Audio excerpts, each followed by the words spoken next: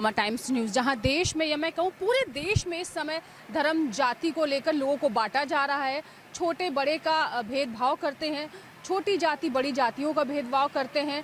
हर जगह आरक्षण चल रहा है, कहीं कुछ भी चल रहा है। लेकिन आज एक ऐसी महान शख्सियत से मिलाने जा रहे हैं आपको हम, जिसने इन सबको अलग रखा है और कहीं ना कहीं वो अपने कामों के द्वारा, अपनी चीज़ों के द्वारा वो साबित कर देते हैं कि सभी धर्म, सभी जातियां एक हैं।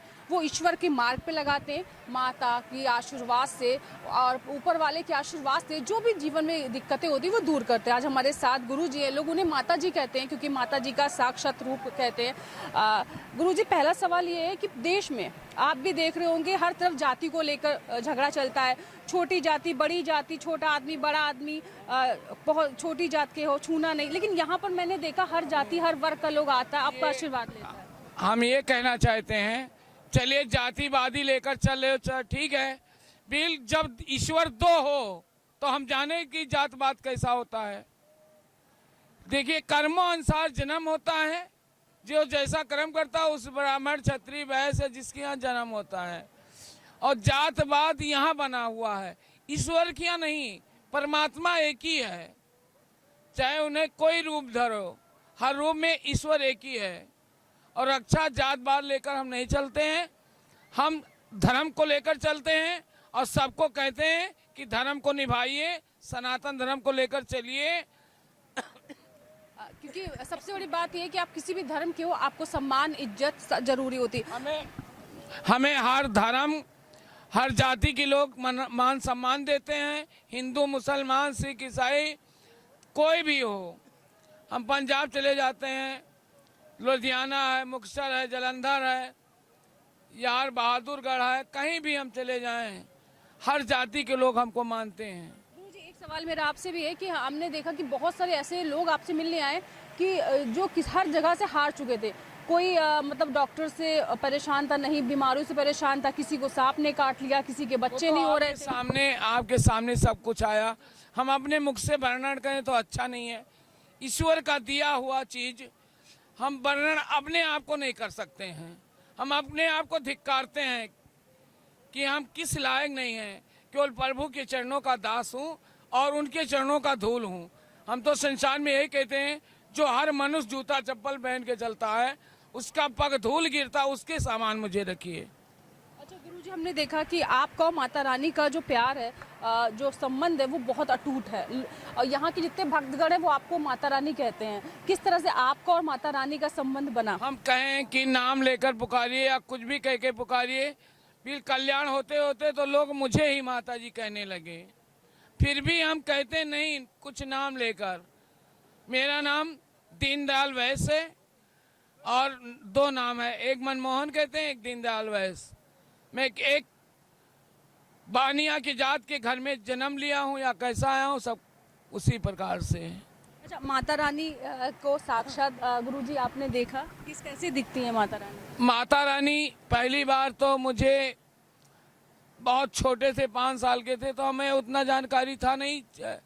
जिसे एक रथ जैसा, जैसे पहले का तांगा होता था उसी तरह आया, तो हमको एक नारी उठाई तो चमत्कारी जैसा, हम उतना 5 साल का बच्चा क्या जानता है।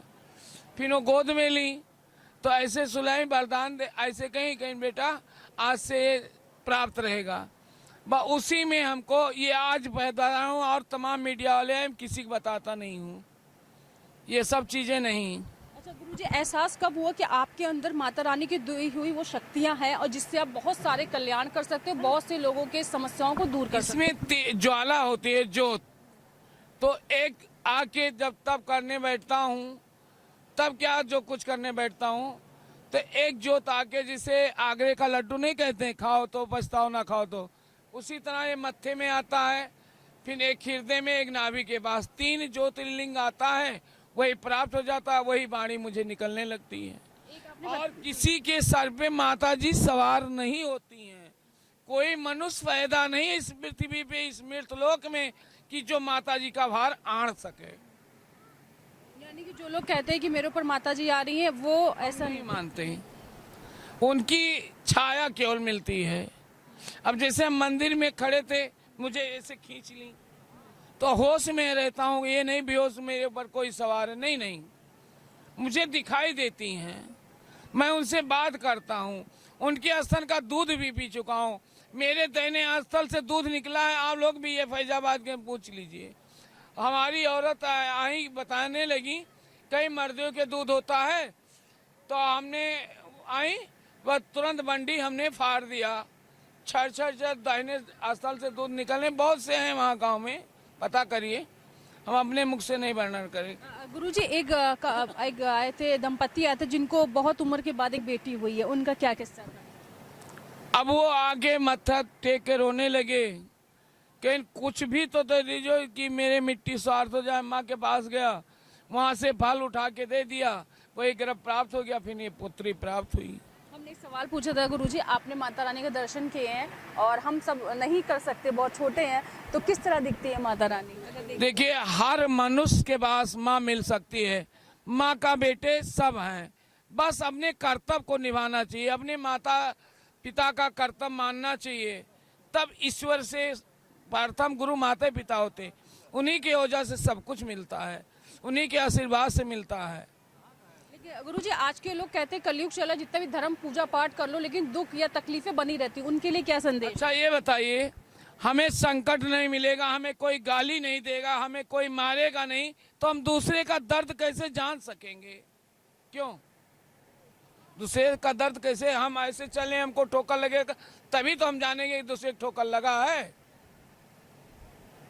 अच्छा गुरुजी, आज जो लोग देख रहे हैं, ये जो भक्तगण आते हैं आपके पास अपनी समस्याओं को लेकर, बहुत दूर दूर से लोग यहाँ पर आए हैं, हर जिले से यहाँ पर मौजूद रहते हैं, सब अपनी समस्याओं को लेते हैं, माता रानी का आप उनको मार्ग दिखाते हैं कि उस मार्ग पे चलो, पूजा करो, आस्था करो। तो मुझे लगता है यहाँ मैंने बहुत मुस्लिम, कोई जरूरी नहीं माला लेकर हम जपें तभी हमको नारायण मिले। कहीं राम का नाम सदा मिश्री सोच जाकर न मिश्री, अपने काज को करते रहिए, प्रभु जी का नाम लेते रहिए।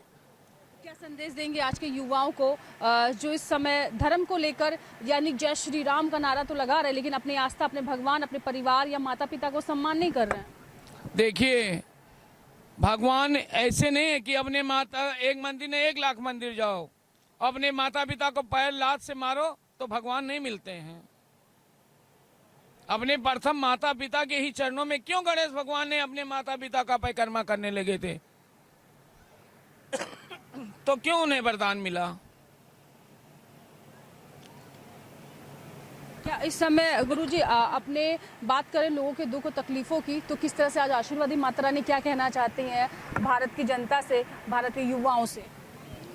हम यही कहना चाहते हैं कि सनातन धर्म को लेकर चलिए, अपने माता पिता का सेवा करिए, और जो नारी हैं अपने पद को देखें, चाहे लूला है, लंगड़ा है, कैसा भी है, पति ईश्वर के समान होता, परमेश्वर होता है।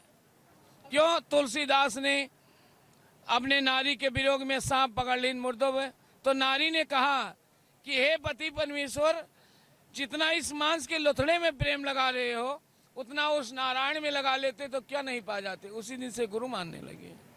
अच्छा, और ये हमारे साथ थे गुरुजी, और जिन्हें पूरी यहाँ के लोग जो है वो माता जी कहते हैं, अपनी माँ मानते, क्योंकि माता रानी और इनका संबंध बहुत गहरा है। अगर किसी का भी कल्याण करना होता तो माता रानी इन्हीं के माध्यम से कल्याण करती। बहुत से लोग आप इसमें देखेंगे, वो लोग आज यहाँ मौजूद है जिन्होंने अपनी उन समस्याओं को कहीं ना कहीं यहाँ पर आके दूर किया है, वो मनोकामनाओं को प्राप्त किया है, वो इच्छाओं को प्राप्त किया है जो कहीं ना कहीं अधूरी रह जाती हैं। तो आज हमारे साथ वो शख्सियत थी जिन्होंने लोगों को धर्म से जोड़ा है, जात पात को दूर किया है और सभी की समस्याओं को एक समझा है। बने रहिए हंगामा टाइम्स में, एकता आपसे इजाजत लेना चाहती हूँ। नमस्कार।